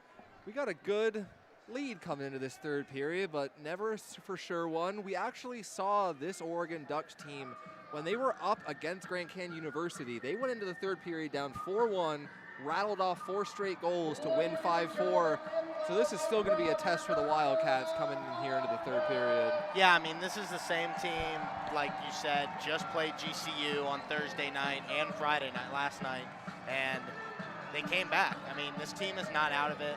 Seems like Arizona's playing down to their level a little bit with the tiredness, the fatigue, the lack of players they have on the bench. Not to say that Oregon's not a good team, but when you have 14 skaters, you're on your third game in 3 nights, it can be a little tough. So, but I've liked the compete level from them. They've been able to generate some chance, especially on those power plays in the second period. U of A killed off both power plays, but the message from the U of A coach has to be, let's stay out of the box. Let's try to use our speed, our fresh legs here, generate some odd man rushes. And a guy who has had a lot of speed tonight has been 26, Duke Litwin. Yeah, he always has a lot of speed. He, when I was working the computer in the second period, I heard you compare him to Brad Marchand. I'm going to throw in Carl Hagelin's name. I like that. I like that. Getting behind defenders, especially on the penalty kill. Just like you said, he's snake bit. He deserves one. Let's see if he can get one in this Yeah, he's been working. The effort's been there. The speed has been there. The hands have been there. It's just that little bit of luck to get the finish that hasn't. But the Wildcats will win this face-off. Throw it through the middle. Luckily, that gets over to Josephson through Minchin. Minchin in a battle, though. He's going to take out a little bit of his frustration there on Josephson, but this will get over to Cameron Timor. Timor over the red line, head up, a lot of space to the middle, over to Josephson. Josephson goes back door, and Selman puts it right through the slot behind Peterson. Oh my. Brody Selman on the backdoor feed from Josephson just could not tuck that puck. So close to getting a 3-0 lead here. I wonder what the message was in the locker room. Get chances. Yeah. Get on the board early. That might be the toned-down version of it. I got a feeling Berman's vocabulary is slightly more broad. But the message has got to have been, come on, boys. We're getting ready for ASU. And just to let everyone know, tonight we have 1,400 fans here in attendance at the Tucson Arena. Great atmosphere tonight. And on December 3rd and 4th, ASU is coming to town. If you've never been to an ASU U of A game, there's 1,400 fans here tonight. Who knows? Let's try to get to 4,000 on those games on the 3rd and 4th of December. But Wildcats here working in the offensive zone. Let's sell this place out, 6,000. Yeah, so let's get 6,800 down here. Get some people outside of the doors, standing room only. Yeah. Let's see what we can do here for this ASU game. But reminder, students are free with your cat card. Let's get behind the goalies. Let's serenade them like the playoffs. Yeah, let's get the student sections going here. Yeah. For all U of A students with an active cat card, you get into the game free. Take advantage of some of the great drink and food specials we've got here. And even if you don't get that free ticket, tickets are nice and affordable. Yeah. Good night out for the family, and get the kiddos introduced to the U of A ASU rivalry that we take so much pride here in Tucson. Face-off in the U of A zone. Wildcats win that one. Johansson, good job. Meyer looking for a bust out up the center. Can't get there, but he's going to get in first. Meyer behind the net. Meyer out to Cusinelli. Cusinelli with a shot. Oh, and it's in! Anthony Cusinelli on the second effort will get his goal to go along with an assist. And what a great shift there. Max Meyer getting it on the forecheck, keeping the play alive. Well, I think, Cusinelli, the captain, first one through the hand line. And Cusinelli working away, had a great shot. Peterson couldn't control it. And we're going to take a look at the replay here. Matt, what are you seeing? Yeah, it's just it's a scramble after Cusinelli gets a shot in between the hash marks. We're going to see who gets the goal. I think it's going to be Cusinelli on his own second effort there. Gets that puck in the slot, skates in, wrist shot, and just takes a stab at a loose puck in that one. Soto Wildcat goal, give it to number 15, Anthony Cusinelli. The assist goes to number 27, Max Meyer. That's Cusinelli from Meyer. Time of your Wildcat goal, 1 minute 21 seconds in the third period. Oh, and Shively almost gets another one right away. That one off Peterson, off the post and out. This line for the Wildcats, all the fifth-year seniors stepping up and keeping things going here in the third. Lots of energy. Meyer trying to get in front. This comes back to Cusinelli. Now Fisher. Fisher with a shot. Gets through on Peterson. Peterson didn't see that till the last second. And the Wildcats are going to push here for another one. 3-0 Wildcats with 17:45 left to go in the third period. Great effort here in the first couple minutes by the Wildcats. Yeah, and we talked pregame about that Social Security line, those fifth-year seniors, Cusinelli, Johansson, and Meyer. Johansson has a goal and assist. Meyer has an assist now. Cusinelli has a goal. And an assist. And an assist. That's what you want from your that's what you want from your fifth-year seniors. Yeah, so Orfanos now down the near boards. Orfanos stops up, looks for some space. Nice little self-pass, sees some room and takes it. This gets over. Hedgecock tries to go down the boards. Lusby in a battle. Now, so it's going to be Oregon here. Nope, can't get control of it. But this is going to cop out, and Crows, number 55, is going to nice little move there, but just can't hold on to it. Now Orfanos back the other way against a couple tired Ducks defenders. Orfanos stops up, drops it to McCauley. McCauley from his knees, can't get one through. But a good transition shift there. Yeah, are we shocked that Kroos almost had a breakaway there? I mean, this guy's been all over the ice. Physicality, trying to create chances for Oregon, even when they're on the penalty kill. I mean, this guy, he's doing it all right now for Oregon. And after he went into that goalpost hard, came off limping with one skate off the ice, I'm shocked to see him with that still, the ability to create speed like that. But kudos to him for playing a hard, tough game like he is. So Sofrano now, not able to win that faceoff against Baird, but a good support. But Baird gonna break it up the ice. Rendell, Baird in the middle. Minchin on his left. Oh, big hit there from Rendell on McCauley. Rendell calls for the puck. Baird doesn't hear him. Baird trying to work behind the net. Now Minchin.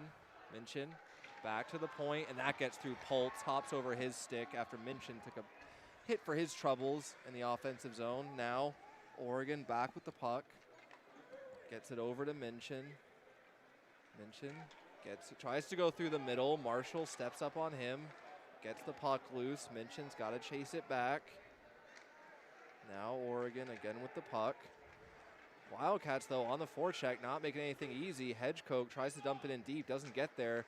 Baird, nowhere to go. Timor steps up on him, says, you're not going anywhere. Wildcats over the line. Selman can't get through two Ducks defenders there. They'll try to get numbers going the other way. Timor chirping the bench a little bit after that hit.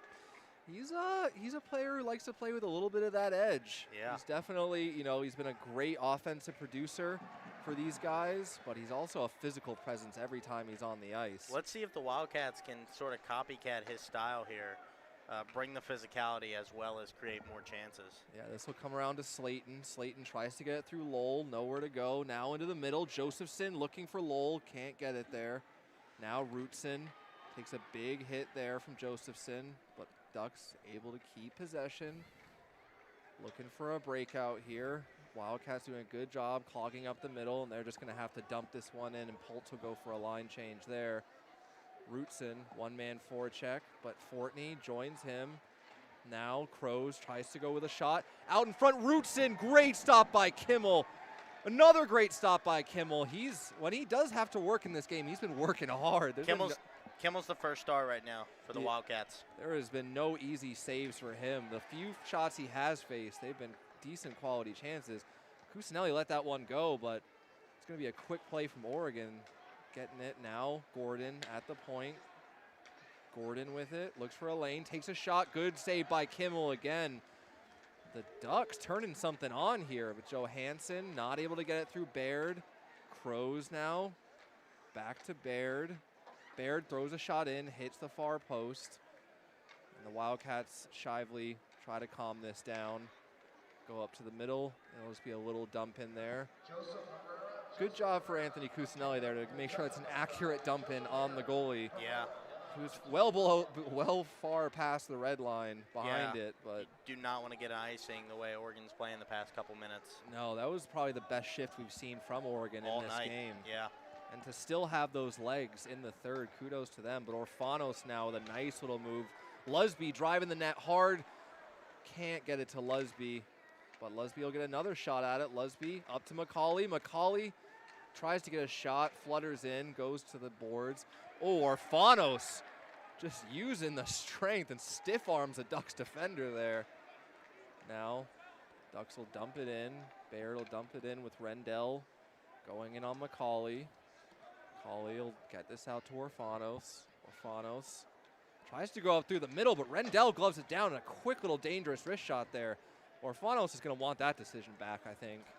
Kimmel doing a good job of keeping his eye on the puck there, because that was not an easy one to keep the eye on. And it can be hard to stay engaged and active and loose when you're seen as, you know, the sporadic kind of big breaks for Kimmel and then a lot of pressure at once, but looking like an absolute ice-blooded veteran in there. Brick wall. 12:50 left in the third period. Wildcats up 3-0 with Marquis going hard down the boards, tries to go middle, doesn't get there. This will come all the way back to the Arizona zone. You're starting to see the fatigue. I mean, it's been there all night, but especially in the neutral zone for Oregon, because they have numbers back, and then Wildcats just turn on the burners, and it's automatically a 3-on-2. Yeah, I think a lot of that fatigue you notice away from the play. When you're keeping your eye only on the puck, maybe you don't see it as much, but, you know, you see guys gliding around. You see guys kind of, you know, not taking long strides. And Oregon, though, have not give up battling in this game. The Wildcats trying to get some offensive zone time. Hole now at the point, looks for a lane. Fakes, shot, Peterson, good glove save. Marquis with it now. Marquis down the boards. Marshall tries to go middle, back to Marquis, can't get it there. Ooh, Marshall went for a big hit, and Slayton was having none of that. Now it's Hole, though. Getting through, Hole goes for the backhand. Selman can't tuck it. Hole still with it. Hole, nice shot. Peterson save. And the Ducks looking pretty tired here, but able to fling that one out to the middle. Yeah, they wanted an offsides there, and honestly, I don't think they were wrong in their argument. Yeah, but we all know how arguments with the refs go. I don't think it's an argument. It might just be a decision more than anything else. But yeah, another good thing is we don't have the offsides replay like the NHL has. Yeah, it keeps the flow going a little bit more, I think. But we'll have Hole now over to Fisher. Fisher looking for a pass. Good job there by Baird to cut that off. Now it's Crows with a big reverse hit on Fisher. Crows and Fisher will go at it a little bit. Ref's arms stay down. 10:56 left in the third period. Wildcats up 3-0. And you can see Oregon clogging up the middle there with four guys back. Ooh, huge hit there by Gordon. But Jesse Lowell says, you throw a hit, we score a goal. Jesse Lowell with a beautiful backhand roof snipe. Wow, what an effort there by Lowell. Yeah, and I mean, that's the sacrifice you have to make with playing physical. Sometimes you give up the puck, and you leave a Wildcat player wide open. Yeah, I mean, Josephson absolutely takes a hit to make a play, and Jesse Lowell makes sure his teammate's agony does not go unrewarded. Yeah. Josephson took a big hit there, but no worse for wear, but a great goal for Jesse Lowell. I mean, that backhand was surgical. Number 15, Anthony Cusinelli. The assist goes to number 11, Will Josephson. That is Cusinelli from Josephson. Time of your Wildcat goal, 9 minutes, 18 seconds in the third period. I'm gonna have to say, Joe, one of the best PA announcers in the business, but it's hard for him to get the right numbers sometimes. Well, again, like he told us in the intermission, a lot of times the ref will come over and yell a number at him, and he just has to say it. Yep. And you hear the correction in the background. Jesse Lowell gets the goal. But we have to give credit to Josephson. He put his body on the line to make sure that Lowell had a shot in between the hash marks. Surgical backhand. Yeah, that was one of the better shots. We've seen Jesse Lowell practicing that a little bit, during those drills in practice, but what a confident backhand snipe. Absolutely. Oh, and Fortney's going to take a big hit there from Hedgecoke. Physical play ramping up here a little bit with 10 minutes left in the third. Yeah, I was about to say that you got to expect this game the chippiness to get to increase here, because Oregon's got nothing left to play. They don't have any more games tomorrow. This is our only game this weekend. Yeah, we'll see what, Oregon has not been able to assert themselves offensively. We'll see if they try to assert themselves physically to make sure the Wildcats don't forget what came in after this game. They want to leave a lasting impression, but right now Wildcats up 4-0. 4 different goal scorers, some very selfless plays like the one by Josephson. Another chance here. Orfanos tries to take a quick snapshot. Doesn't get it on net. Orfanos, though, out to Litwin. Litwin just over the top of the net. Orfanos back to Hole, back to Orfanos. Orfanos over to Timor. Timor shot. Peterson save, fights that off. Still loose behind the net. Wildcats digging away at it. Back to the point. Timor again. Timor shot, saved. Peterson can't glove that one down. Wildcats still with chances. Looks like a power play. Oregon is so gassed right now. Yeah, the Wildcats are buzzing right now. They know they can take advantage. Timor with another shot and a good save by Peterson to fight that one off. That's a lucky break for Oregon. Peterson sends it up into the net. Oregon can get some, I don't want to say fresh skaters. Let's say more rested. Medium rare skaters. Yeah. They've been in the oven a little bit, but they're not quite well done. And yeah. They really have not, they've kept the pressure up. I haven't seen any quit in this Oregon team, and it's been impressive to see. And the Wildcats have made sure that they did not take them lightly, and they played a hard game here tonight. Orfanos, the beautiful little move. Ooh, that little skate dangle. Tries to go backhand, can't get it through.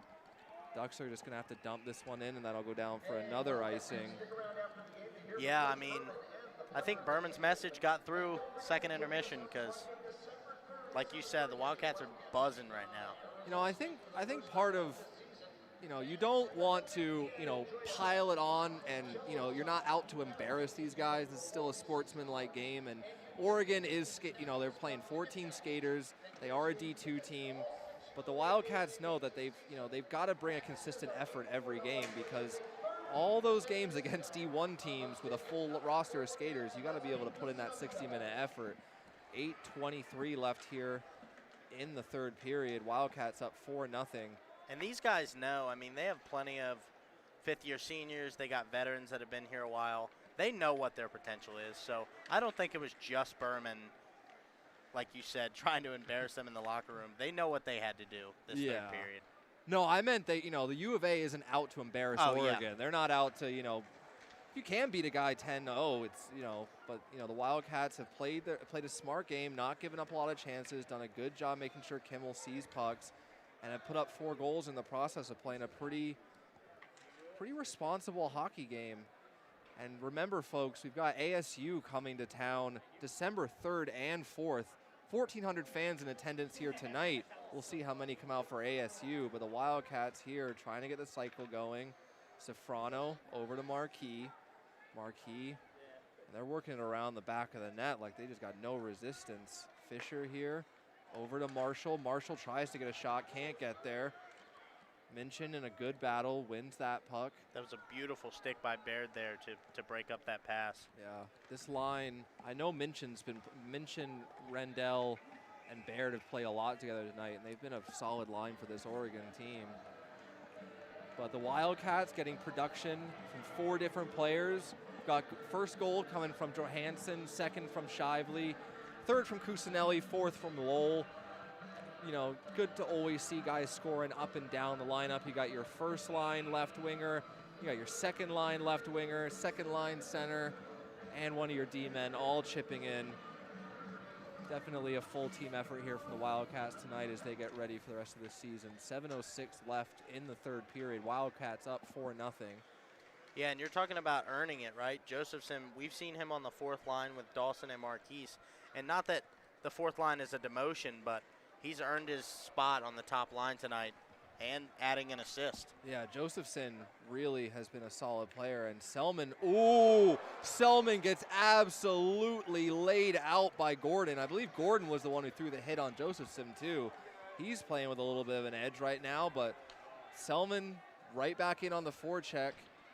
He's going to take a number, but we've only got 6:30 left to cash in that number. We'll see about what happens. Selman off the bench now. Hedgecoke dumps it in. Josephson in a puck battle. Josephson can't win the puck now. Fortney. Rootson tries to carry it up, box it off his stick. Hole. Johansson not able to corral that one. Now Hole in his own zone, back and forth between D partners. But now they'll go through the middle, dump in. Johansson and Meyer in on the forecheck against Gordon. Meyer gets the puck, looks for the middle. Cusinelli was wide open but can't get it to him. Timor tries to get that one to settle down, just can't. And Oregon getting in some lanes here, able to, but they just have to dump it out and skate off for a line change again. Oh, and Meyer's gonna have a lot of space up here on the right wing boards. Gets it over to Cusinelli. Cusinelli, little dump into the corner. Johansson gets there first against Baird. Baird. Now it's gonna be Slayton for Oregon. Slayton behind the Oregon net. Let's see if they try to set up a set play here. Slayton across to Pultz. Pultz back to Slayton. Pressure coming. Good steal there from Litwin. Litwin with a nice little dangle. Tries to go in front, and it just ramps up. Litwin. Duke Litwin. Duke Litwin. I don't know what he did to deserve this karma, but my God, maybe being a Montreal fan is not working out for him that well. He just cannot buy one right now. He is playing his heart out, cannot buy a goal. Someone go to the concessions, buy Duke Litwin a goal. Yeah, please. I don't know if we sell, I don't know which booth we sell them at here, but someone. Yeah, please. If he keeps playing like this, though, we're going to be saying his He's name. due. Yeah, he's due. You know, you see that, you talk about the hockey gods, you talk about Big Mo, whatever it might be. Duke Litwin is just on the verge. He could have had 4 tonight. Yeah. And he just cannot get one to go, but a great little steal there. Wow. What a great game for Litwin, just not being rewarded. Now, Rendell with the puck. Tries to go middle. Not able to get there. Hole will get it with Orfanos. Up with Lusby. Lusby with a lot of speed. Tries to get back to Orfanos. Just can't get it there. Got the wave going here at the Tucson Arena. Don't see that too much, to be totally honest, but we got 1,400 enthusiastic fans on a Saturday night here in Tucson. Might see the wave. It's a raucous crowd here, Sebastian. Yeah, 1,400 people. December 3rd and 4th, Arizona State comes into town. We're trying to pack this house, sell it out. We'll try to start a wave ourselves then if we sell this place out. We will maybe get a big Arizona flag going across the fans, but yeah, those ASU games are undescribable. I've been to a lot in my lifetime, and they are just, it's a party, it's a fight, it's a hockey game. It's whatever you want it to be, but it's the rivalry, and it's going to be a great, great series. Join us December 3rd and 4th at the Tucson Arena. It's also going to be alumni weekend that weekend, too. So the Wildcats now trying to hold this 4-0 lead. Oregon with some pressure. Wildcats trying to get it out. Now it's Fisher over to his D partner. Shively will hold. 4 minutes left in the third period. 4-0 Wildcats. Now over to Fisher. Fisher trying to go up through the middle to Marshall. Can't connect. Fisher behind the net. I'll be interested to see how the Wildcats play these last 4 minutes. Aggressive or let's go home style play. I got to think if they choose the latter, Coach Berman's not going to let them go home. So let's hope that they pick the keep the pressure on strategy. Yeah. And this one's going to head, Crows, though, on his horse trying to beat out that icing. But it's actually going to slow down on the U of A defender and stay not an icing. Wildcats up through the middle. Marquis takes a big hit there. I believe that was Gordon again. Gordon just laying the body so far this game. Selman's going to go at him. Marshall out in front. Shot. Great save by Peterson. Yeah, stick save. Josephson tried to go. Yeah, tried to go high stick side again. And this is going to be an icing on Oregon. Selman's going to have a chat here with Gordon. They're going to let each other know what they think of each other. And we're going to have Matt Tiart getting ready to head down to the ice for the post-game interviews. Definitely stick around to see what Coach Berman and a player of his choosing has to say. Coach Berman, always an animated interview, so stick around for that after the game. Joined back again by Garrett Kane here in the booth. You've been on camera, doing production for this period so far. What are your thoughts? It looks like Oregon's really trying to lay the body in the neutral zone because they're trying to take away that speed through the neutral zone. Yeah, I think laying the body. Gordon has had some massive hits in this period, not letting the U of A get out of here without a little bit of punishment. 3 minutes left in the third period. 4-0 Wildcats up against the Oregon Ducks, who, to their credit, for anyone who's just tuning in, Oregon is playing with a pretty short bench, 14 skaters. This is their third game in 3 nights.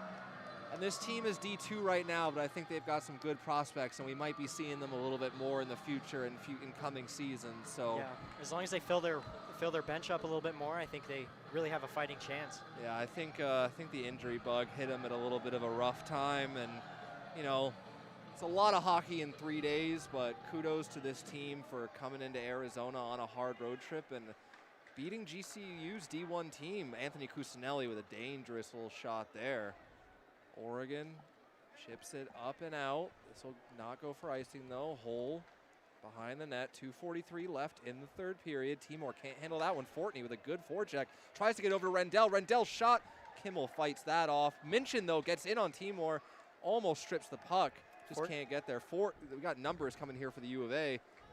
Yeah, Fortney's doing a great job of taking the lanes away from the U of A back behind the net. Yeah, some of the more offensively gifted Oregon players have had some pretty good defensive games. Baird, Fortney, Rendell, Minchin included, been playing pretty well.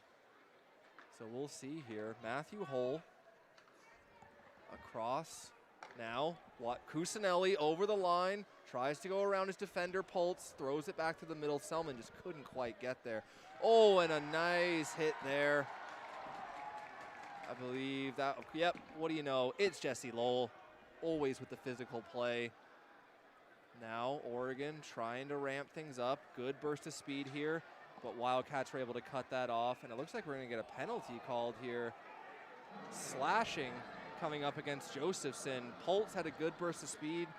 Josephson tries to defend it, takes a penalty. So with 1:42 left here in the third period, the Wildcats are going to be going on the penalty kill and be looking to extend their penalty kill for 3 for 3, get out of here with a nice little 100%. And, I think some of the best play we've seen from Oregon has been on the power play, but you can look, a guy like Fortney, their top point getter, who is a talented player, he's looking even tired coming into this power play, but we'll see what they do here. Gordon now over the boards. Penalty, 18 minutes, 18 seconds in the third period. Big slap shot there, goes sailing over the net. Fortney now, down low. Just U of A's penalty kill is just so positioned well. Yeah, they've been very suffocating, taking away time and space, getting sticks in lanes. You can see there, Timor with a stick. That was Max Meyer with a stick down immediately, looking to break up that pass. Wildcats will clear this out. Peterson, Gordon goes back to get it. Rendell looks to wind it up with Baird. 1 minute left in the period. Crows can't get a handle on it, and a good job there from Dawson Marshall to take away any time and space. So Oregon here looking to bring it over the blue line. Baird with a big burst of speed, tries to throw up middle. Kimmel, good job to fight that off with an Oregon player crashing the net. I believe that was Fortney. If they were doing that the whole game, the score would definitely be a lot different. Yeah, I think Oregon, that was the first time we've seen on the power plays of when we've really seen the offensive kind of capabilities of Oregon. But with 21 seconds left here, a 4-0 lead, your Wildcats will continue to be undefeated at home. This might not count in the standings, but this is a good game, a good win for this team, for this program, for this community. And remember, December 3rd and 4th, ASU come into town. Come and join us. It's fun to watch it on the live stream, but there's nothing better than being here. And that will do it for the game. Arizona with 16, Oregon with 5 for the game. Arizona with 34 shots on goal, Oregon with 15 shots on goal. The final score here at the Tucson Convention Center Arena, it is your Arizona Wildcats 4, Oregon nothing. So Rhett Kimmel gets his first shutout of his ACHA career. Might have been against a D2 team, so it won't technically count for the standings, but Rhett Kimmel, wow, definitely instilling in Coach Berman confidence in the future. Yeah, with goalies especially, their mindsets, having that game with the shutout is definitely going to be a good mindset for the next game for them. And we'll get the handshake line here from Oregon and U of A. You know, these teams have never seen each other before. It was the first time tonight, but I got a feeling we might be seeing Oregon a little bit more in the future as a current D1 team. But, you know, they put up a pretty good effort tonight against this Arizona D1 team, beat GCU's D1 team. I think there's some bright future for this program, but Arizona continues to roll along in this season, and a nice 4-goal effort tonight. Scoring has been a little bit of an issue so far for U of A this season, but tonight they get 4. And Duke Litwin could have maybe had 4 himself. My God, a guy who really gave it his all tonight. Yeah, Oregon's got some really good players. It's just they don't have the numbers right now. Yeah, I think that's going to be a big part of it, and it'll be exciting to see these teams face each other again, hopefully sometime here in the future. And we've got Matt Tiart down on the ice. He's going to be doing a little post-game interview with Coach Berman and a player that he thinks made a difference. Who do you think he might pull? From tonight, definitely Kimmel. I want to see an interview from him, see what he has to say about the game. Yeah, we'll see. We'll see who Coach Berman decides is the most deserving of the time on the mic. Some of the players absolutely can't stand it, so maybe, you know, not everybody likes being on the mic in front of the fans doing anything other than playing hockey. But Coach Berman tends to find a way to motivate them. So. Yeah, I kind of want to see Duke Littman again because he gave a pretty good interview for the pregame stuff. Yeah, the way Duke sits with his bucket hat off, half off, Duke's just a unique individual. It's he's got the personality in the locker room. He's got the personality on the ice. He's definitely always got something to say. Yeah, so we're going to throw it down here to Matt Tiart down on the ice. As soon as he decides to turn on the mic, it's going to keep us. Testing. Oh, so that was him testing the mic. Works. 4-0 victory over Oregon. We talked this week in practice about special teams. Obviously a late power play goal and then going 100% on the penalty kill. What did you kind of see in the special teams and how important was it tonight? Well, first I'd like to thank the junior Roadrunners team for coming out and having their first win at home this weekend. It was really fun week to have with you guys. Special teams were okay. We're still kind of looking for that equation. Offensively especially, you'd like to think we could get things going. We're going to have to keep shuffling here. It's been frustrating. It's a bit puzzling for me. And then, obviously, the next weekend off due to Thanksgiving. The weekend after, we have our rival, the other school in the state of Arizona, coming into town.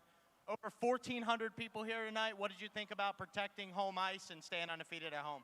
Our crowd's been awesome this year. It's a lot of fun to have these guys out. We want to keep winning, and we want to win bigger for you. So I'm happy we're won 7 in a row, but if you're wondering why I want more, because I want more for you guys deserve it. Awesome. Thanks, Coach. And it looks like that'll do it for our broadcast here tonight from the Tucson Arena. Your final score, Wildcats 4, Oregon 0. Rhett Kimmel with the shutout. Goals coming from Joe Hansen, Cusinelli, Lowell, and Shively. Join us again for our next broadcast, December 3rd and 4th against ASU. See you soon, folks.